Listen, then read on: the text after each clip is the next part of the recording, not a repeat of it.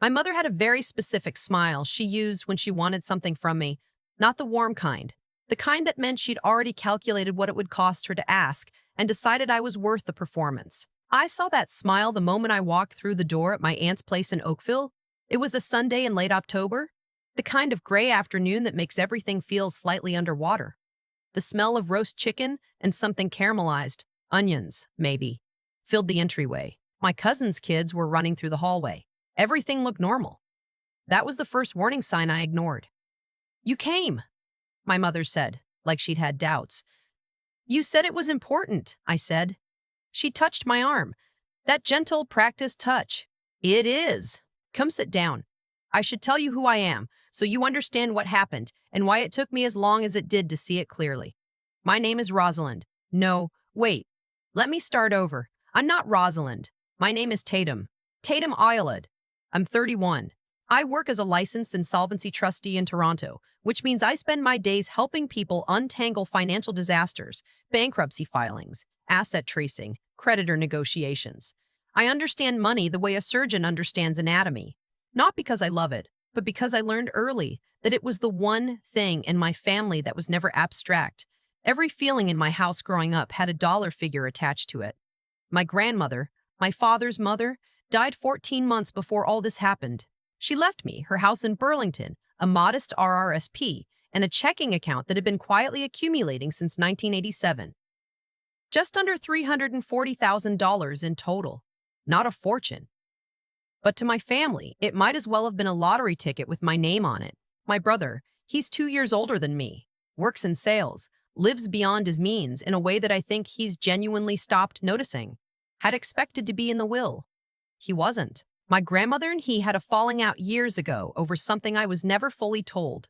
Something about a loan that became a gift, that became a dispute. I knew enough to know he felt owed. I knew enough to know my parents agreed with him. My grandmother left me the estate because I was the one who showed up. Every Christmas, every hospital visit, every Tuesday night when she just wanted someone to sit with her while she watched the news. My brother was always busy. My parents were always meaning to call.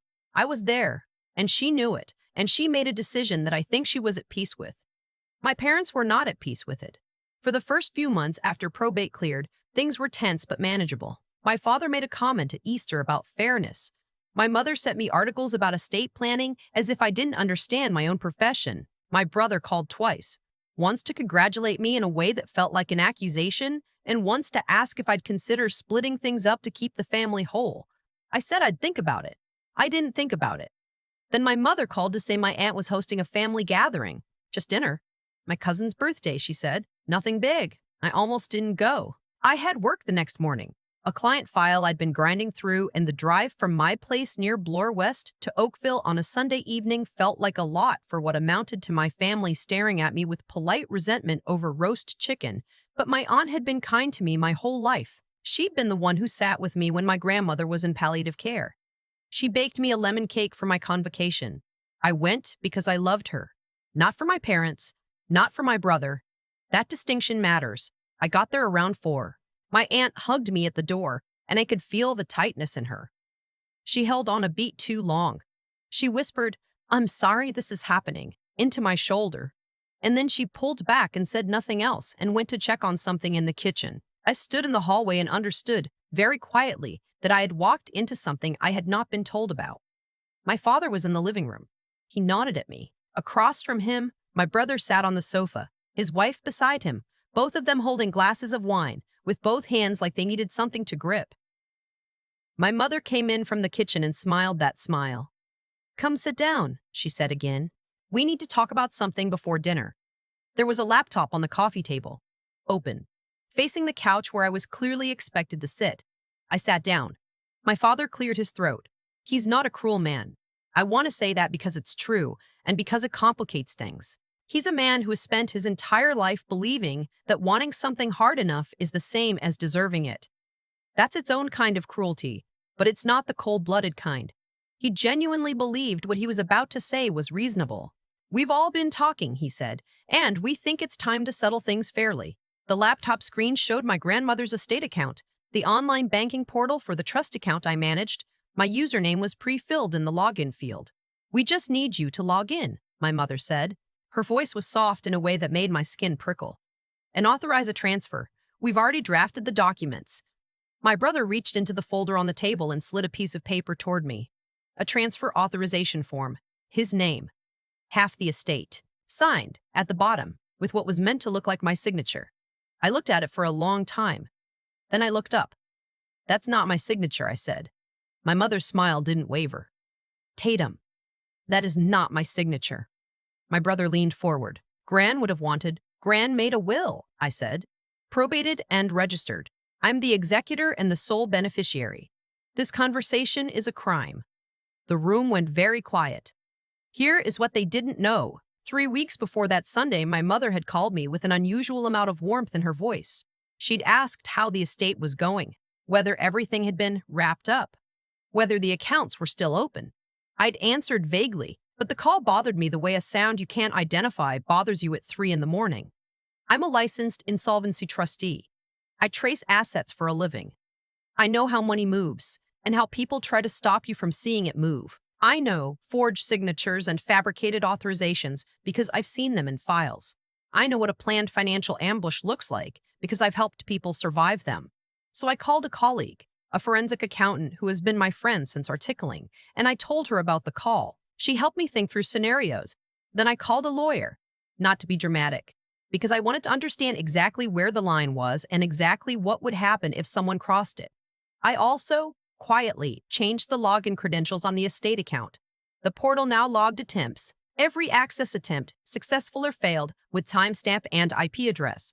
The account my family thought they were looking at, the one with my pre-filled username, was not the real account. It was a mirrored interface my colleague helped me set up. It looked identical. The balance displayed correctly. It would accept a password and appear to process a transfer.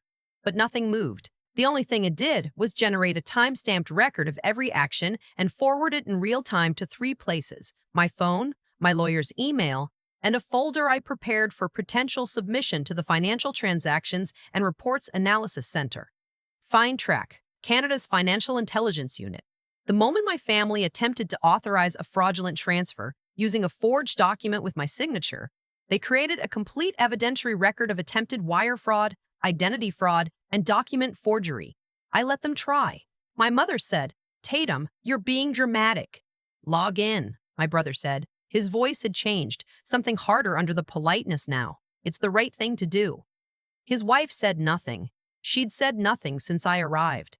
She was staring at a spot on the carpet. My father leaned forward. "Think about what you're doing to this family." "I'm not doing anything," I said. "I'm sitting here." My mother reached over and typed my old username into the field, the one I'd used before I changed it. She looked at me. "Just give us the password, Tatum. This is already decided."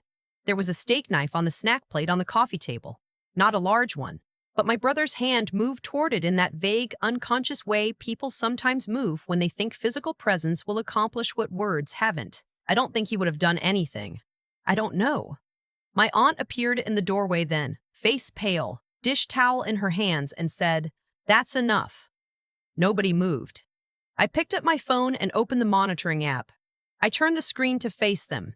It showed the login attempt, the timestamp, the IP address from their home Wi-Fi network, which my mother's phone had connected to when she arrived, the same network the laptop was running on.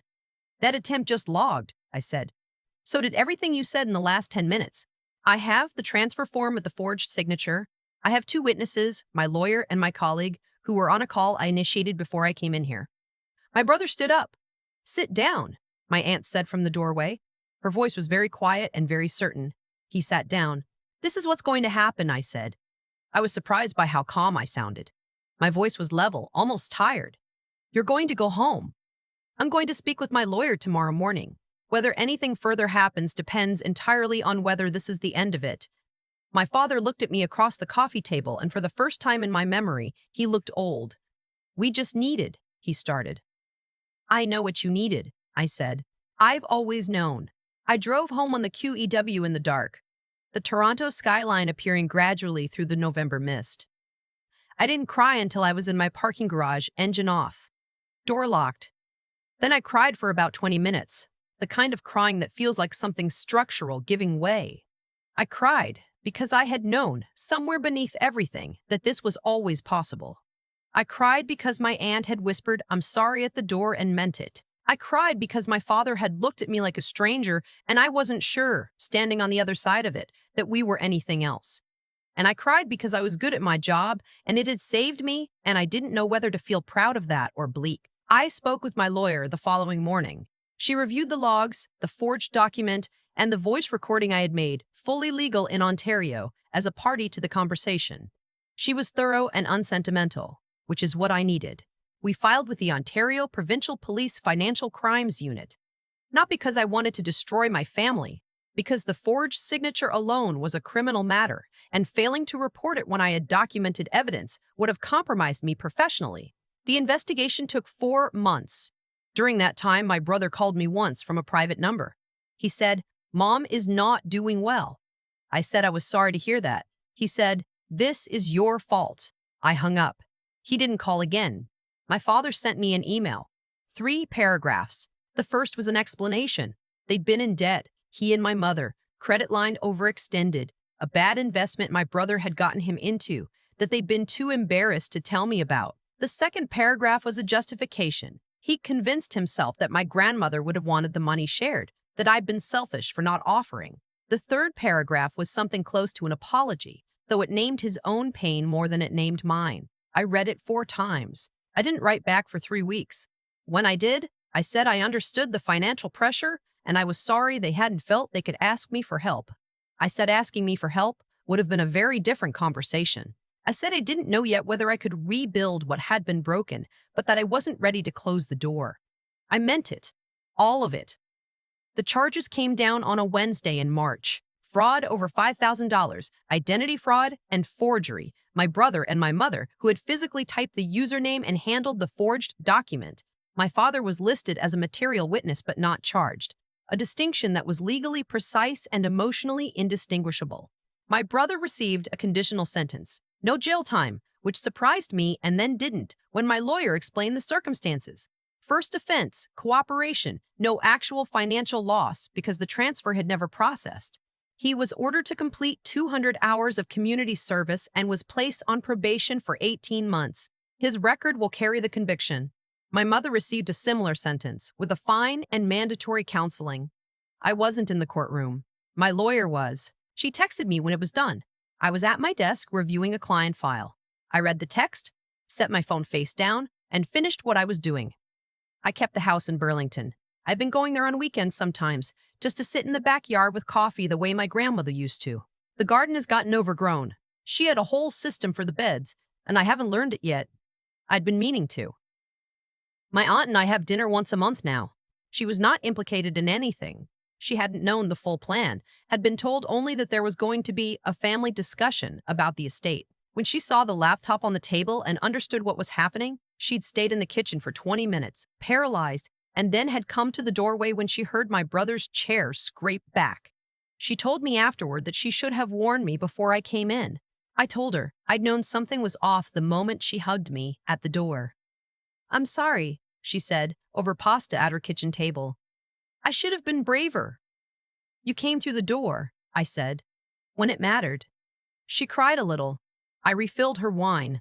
My father and I have spoken 3 times since March. Short, careful conversations. We talk about nothing significant, and then at the end, he says something like, "I think about it, what I should have done differently." And I say something like, "I know," and we hang up. I don't know what my family is now.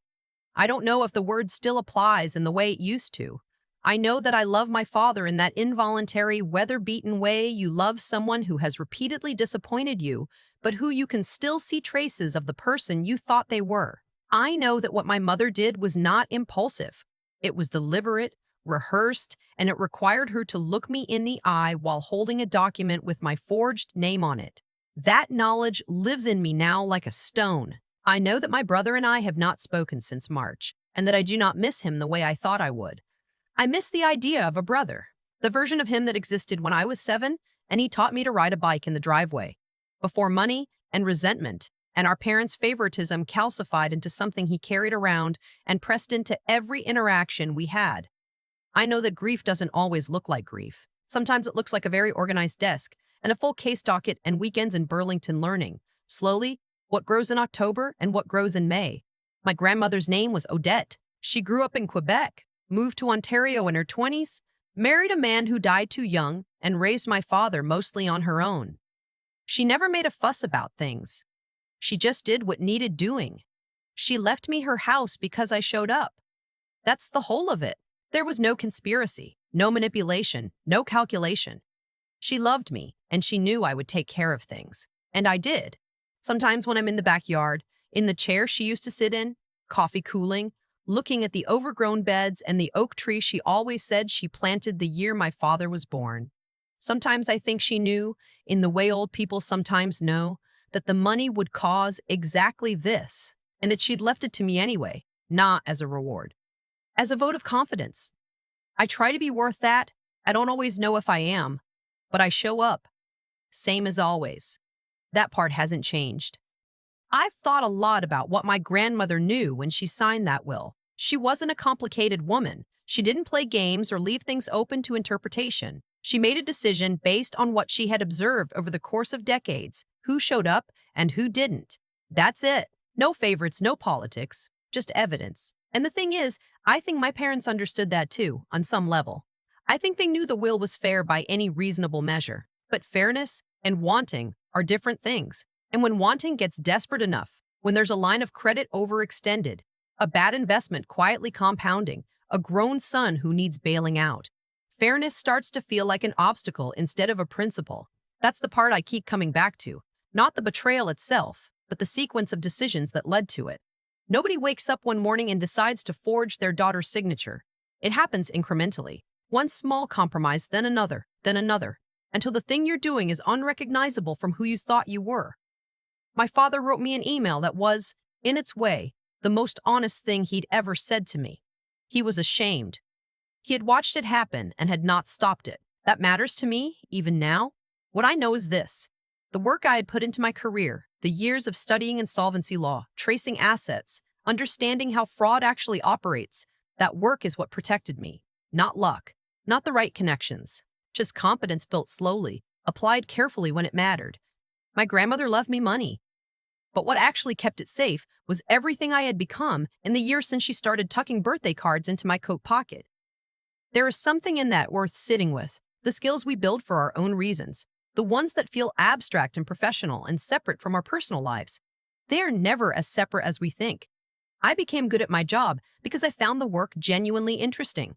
And then one Sunday in October, in my aunt's living room in Oakville, that competence became the only thing standing between me and losing everything my grandmother had entrusted to me.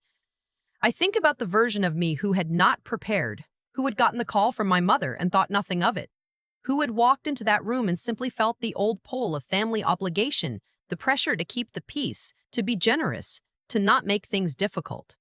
That version of me existed. I had been her for most of my 20s, and she would have logged in. She would have told herself it was the loving thing to do. She would have lost everything and then spent years wondering why she felt so hollow. Preparing wasn't cynical. It was honest. It was me acknowledging what I already knew about my family and refusing to pretend otherwise out of politeness. My aunt came through the door when it mattered. She stood there with her dish towel and her pale face, and she said, "That's enough." 2 words. But they were the bravest 2 words in that room. Courage doesn't always look like a grand gesture. Sometimes it looks like a woman in her own kitchen finally deciding she's seen enough. I kept my grandmother's garden this summer. I'm still learning what she planted and why. Some of it I'll probably get wrong. But I show up on weekends and I try. And I think that's all any of us can do. Show up, do the work, and trust that showing up is itself a kind of answer to everything that tried to diminish you.